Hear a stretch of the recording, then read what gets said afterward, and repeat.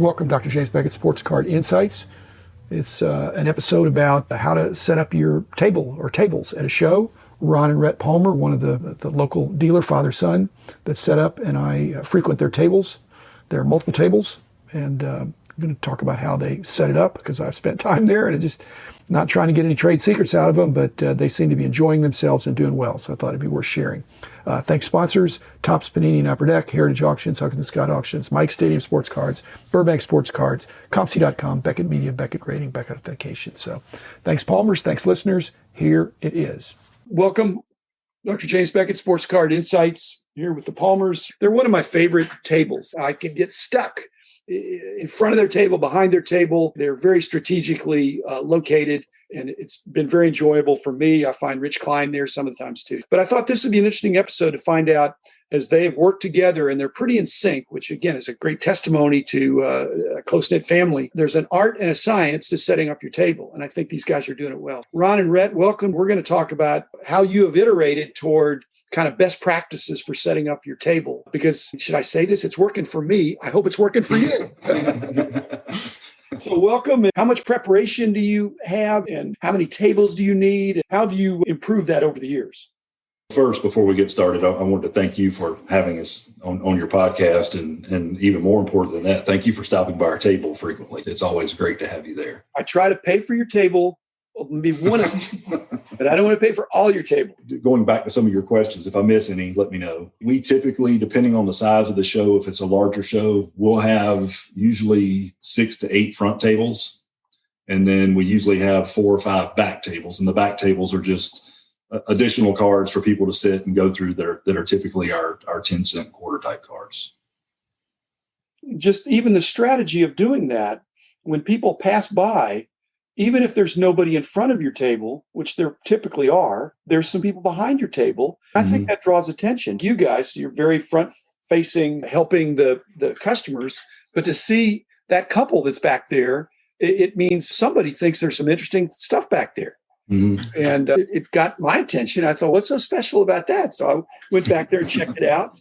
Then maybe Rich Klein came up and said, hey, what's he doing back there? And then he pulled up the chair, and so a little bandwagon effect. Okay, so that's in the back there. Your front row, it seems to me it's organized linearly, that when you start on the left, it's the more expensive stuff. And as you work your way to the right, which is farther out of your eyesight, it's lower priced. Is that intentional? And right in the middle, you've got your unopened. We try to balance our stuff out to your lesser expensive stuff all the way up to your most expensive items at our table, so that nothing is like diminishing to anybody or it doesn't send people away. We don't want anybody that's interested in expensive items to feel like they're in people that are going for the 10-cent quarter stuff. They don't want to be in their way. And we don't want vice versa to happen for people that are looking for more inexpensive items.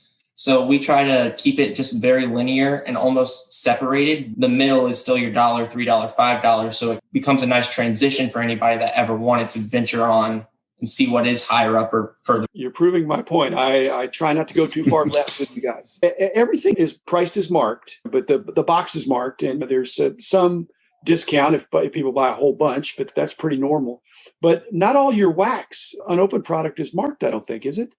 Is that you give them a quote? Is that because the price is too fluid? Because when I'm there looking at your other stuff, there's a lot of interest in your wax product. There's a couple of reasons for doing that, especially recently. The price changed a lot. It's very fluid. It's easier just for us to keep a price sheet. The other is, as people are walking around looking at cards, sometimes if there's a sticker that shows, they get turned off with it. They won't even negotiate with you or ask what the price is. I'd like to know what their interest is first and go for that. In keeping with y'all's relational orientation, you're inviting dialogue.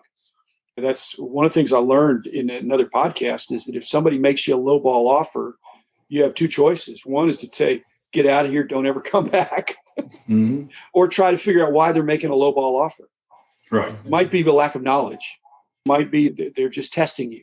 But you're drawing them into a conversation, and they're a potential future customer. I'm trying to think, if y'all have been mean to me or rude to me when I first came up. I think people buy cards from people that they like or that they enjoy. If it's a chore, if they grudgingly give people money, that's not good. So to have a winsome presentation and to be helpful is good for business. We love educating people that are getting into this hobby. That's nice that they spend money with us, but that's not the reason that we do it. We do it because we want them to understand what the hobby is, to be careful, not some of the pitfalls that you can fall in. We hope they continue to come back to our table because we help to educate them. Taking a long-term view is really wise. It's the reason y'all can have some longevity and project into the future. You're going to have recurring customers. Every business wants recurring revenue. Have y'all been hit by very much theft? We have had one box that we know of. Now, we're very trusting. Maybe I don't need to say that on the podcast. We have the attitude, if somebody's going to steal it, then evidently they want it more than we do. What comes around goes around. There was one fairly expensive box of unopened cards that disappeared last year. That was the first time that anybody had ever stolen anything from us that we know of. Like a basketball prison box or something? Do you know how they did it? An unopened box. It was 2018 Topps Brooklyn. Yeah, the Topps Brooklyn series, little leather box. Yeah. Oh, they just somehow got it from behind the table and took it. That's no fun. There's so many ways to make money legitimately. You could have bought the box, opened it up, and made a lot of money, but to get it for free at the expense of a trusting dealer, I knew you had to say something. I'm still remembering that theft from 1975 that somebody took my stuff. I've forgiven them. You still haven't forgotten it, though. I haven't forgotten. Okay, so if a show is like Kyle's next show, there's the Thursday night, and then there's Friday, Saturday, Sunday. Do you do as much as the other guys on Thursdays, or is Thursday more of a setup day for you? Are you selling some big cards and some boxes then? Because I don't think anybody's going to hunt through your dollar and lower stuff on Thursday, are they? Thursday, we typically come in, we try to get set up. All that hard labor of the more expensive 10-cent quarter boxes, we try to get that out of the way so that we're more fresh on Friday when everybody comes in. Thursday, we try to catch up with our dealer buddies that we've created relationships with. We do try to get some deals, go around, see what everybody's gotten over the last month or so, then allow them to open up and get a fresh look at our stuff as well. Are you guys extra excited about the next show because you skipped one in the rotation because of your graduation, Red? Is it going to be even more exciting, like coming back from an injury? I wish we were more excited about it because we're not going to get this one either. Yeah. Unfortunately, we had a long-time family vacation planned, and this happened to fall on the worst weekend of the year as far as it could be concerned for that. So we are incredibly antsy for the next show. Have y'all been to the National? We have. As a dealer or just a show? Typically at the National, we've just gone as participants, just walking around. This year, we are going to set up for the first time because we haven't been able to do the show the past 4 months. What have you learned when you've been at the National? Because when I've seen your table over the last few years, you're improving, you're learning, you're iterating. But is some of that coming from seeing others? What have you learned in terms of improving the presentation? Because there's 500 dealers in there, and to be the one that people choose to spend money with, you got to be doing some things. By going through the National, it has taught me personally just how presentation matters, because there's so many people that you have to look at. You have to be almost moving at all times just to see everything during the National. I've had to notice what it takes to grab someone's attention at the National and not walk by, because some tables are just very easy to miss. That's something you need to be able to learn from by observing. The beauty of what I see when I'm casing a show is I see a little bit of everything with you guys, whereas some tables are just a mountain of wax. Some are only showcases of expensive stuff, look but don't touch. In fact, some of it's not even for sale. Kyle Robertson, the show promoter in the DFW area, has really helped us grow by allowing us to get that many tables and spread out and bring everything from the 10 cent up to the thousands of dollars of cards, because not everybody does it. It brings different clientele into his shows, and he realizes that also. So he's helped us promote it in that way. So we owe him a thank you as well. Well, just not different clientele. I think it's the clientele that we want to come to the show. Mm-hmm. People that are actual card collector, collecting more than just the latest Luka or Zion, all the different sports, and really getting your favorite player or your local player, things like that. To me, those are the enduring customers that if prices double or chop in half, those people are still going to be there. Like I've said, if prices doubled overnight, not everybody would be happy. And if prices dropped in half overnight, not everybody would be sad.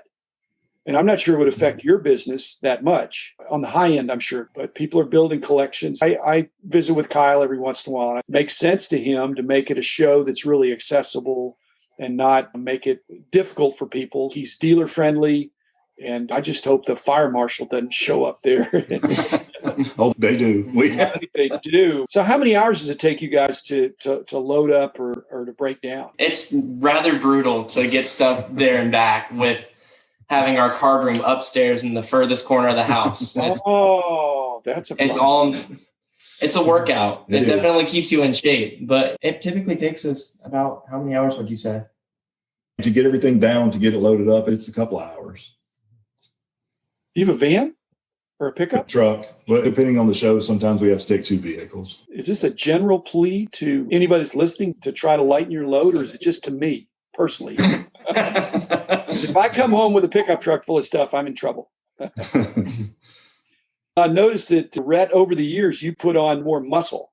And now I know you don't even have to lift weights. It's occupational carrying things around. That's every bit of it's all cards. It's all cards. What's on the horizon? Is it enough that if Kyle's doing a show every couple of months, that's going to be your main thrust? Because it sounds like it's pretty onerous to get set up, and you're probably buying at shows. We are. Yeah. So then you got to integrate that in too. Yes, I would say we'll continue to do DallasCardShow.com, Kyle shows. That's the primary focus. We had a little bit of an online presence through an eBay store at one point in time, but we felt like it was detracting from what we enjoy doing and taking time away from the sorting and everything else that we needed to do, having to manage that aspect of it. We'd rather do it in person. Basically, it's harder to sell cards than to buy cards, especially if you're trying to sell all the cards. You guys have come up with a good system. eBay, you can't look through stuff on eBay in the same way you can at a show. You figured out a way to bring it. Again, you got to pay for the tables, but with these back tables and things like that and stacking them up, y'all are quite the stackers. Then you sell thousands. I don't know if you sell tens of thousands of cards each show, but I'm sure you sell thousands of cards each show. But you're bringing probably a couple 100,000 cards. Is that probably about right? On the bigger shows, we're probably over 500,000. Don't leave with them. At the same time. Oh, my goodness. You got to make sure you get rid of it, because if you don't get rid of it, that's back up the stairs, and that's way worse than up and worse than down. Good point. I just want to thank you guys. I've been wanting to have you guys on just because you've really provided a lot of enjoyment. I thank Rich Klein for telling me, hey, this is a father-son deal, really good guys, and you could do well to sit down, pull up a chair, and enjoy. I try not to bug you guys too much. I don't have a lot of questions other than how much would these be? Again, I don't think everybody should ask for a discount always, but if I'm picking up a lot of cards, it's nice to get a little discount. And you all have been very kind. And then I go home and I try to explain to my wife that I'm having a subtraction by addition.